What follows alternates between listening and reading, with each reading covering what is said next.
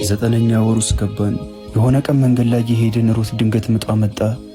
አጠገቤ ማንም ሰው አልነበረም። የማረገው ጠፋኝ። በአጠገባችን እያለፈ የነበረ ፈረስ ጋር ያስቆምኩና ጭኛት ወደ ጤና ጣቢያ ወሰድኳት። ለምን እርጉዙና በዚህ ሰዓት ውጭ ወጣችሁ? ሲጀምር እናንተ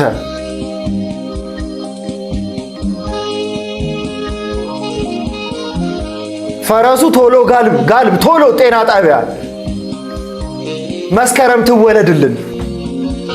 አንድ ነገር መሆን የለባቸውም እነዚህ እናትና ልጅ። ሩት የመዋለጃ ክፍል ውስጥ ገብታለች። ኮሪደሩ ላይ በሐሳብ ወዲያ እያልኩ ነው። ጭንቀትና ደስታ አይምሮዬን ወጥረው ይዘውታል። ድንገት የመዋለጃ ክፍሉ በር ተከፈተ። አንድ ያለችው ሚስቱና ልጁ ናቸው። በፍጥነት ሄድኩና ፈገግ ብዬ ዶክተር በሰላም ተገላገለች? ሴት ወይስ ወንድ የወለደችው? ለነገሩ ጤነኛ ልጅ ይሁን እንጂ እሱ ችግር የለውም ብዬ ወደ ውስጥ ልገባ ስል እጁን ዘጋብኝና ሰውዬ መጥፎ ነገር እንዳትነግረኝ ነው ዶክተር፣ ገብቼ ሚስቴንና ልጅ ልይ እንጂ አልኩት።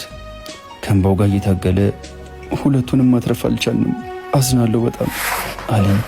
ቀልድ ነው በቃኝ። እኔ ፊልም አላይም። በዚህ ሰዓት ይቀልዳል? አላይም፣ ፊልም አላይም እኔ ብያለሁ። ፊልም ስል አልቀልድኩም ኢዮብ፣ ሁለቱም አርፏል አለኝ። ዶክተሩን ገፎትና አረ ምንድነው መደረግ ያለበት? እሺ ሩት አልጋ ላይ እንደተኛች ሙሉ ሰውነቷ በአንሶላ ተሸፍኖ አየሁት። ባለውበት ደረቅ የቀረው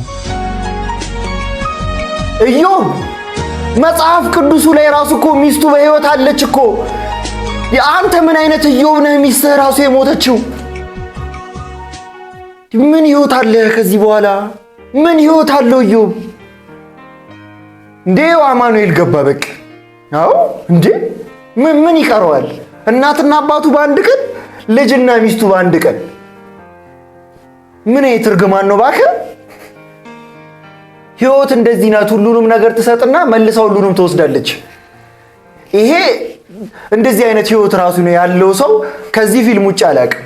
በዚህ ደረጃ ህይወት አንፌር አትሆንም። ይሄ ከድርሰት ያለፈ ታሪክ ራሱ አይሆንም።